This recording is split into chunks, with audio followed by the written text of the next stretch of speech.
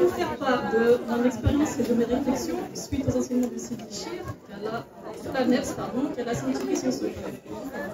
Il nous a appris que nous pouvons véritablement adorer Allah le Très-Haut si nous nous laissons dominer par notre nefs. Nous devons nous sentir inexistants. Il n'y a de Dieu qu'Allah. C'est pour cela que le prophète, bénédiction d'Allah sur lui, ne répondait jamais à une agression, mais il devenait en revanche rouge de colère lorsqu'on insultait le Seigneur.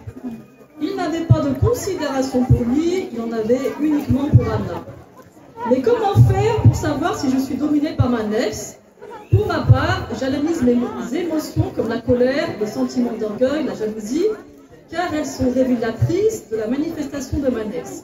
Elles apparaissent uniquement lorsque j'accorde de l'importance à mon image, lorsque je ne rabaisse pas mon âme et n'élève pas celle des autres.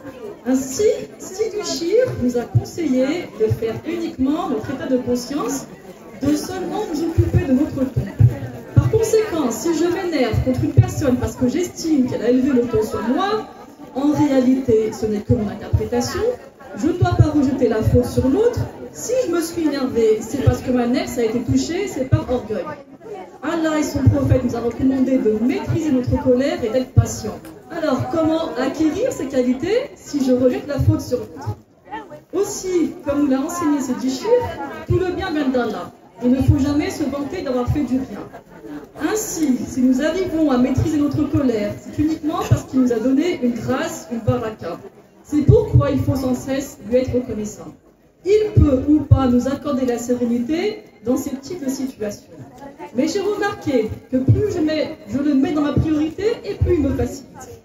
Parfois, je n'ai même pas besoin de maîtriser ma colère car il n'a pas installé cette émotion dans mon cœur.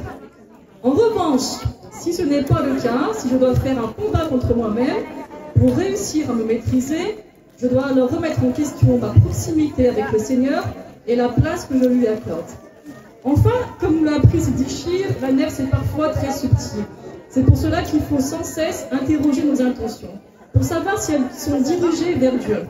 Par exemple, on pourrait penser qu'il n'y a rien de mal à avoir honte ou à être timide.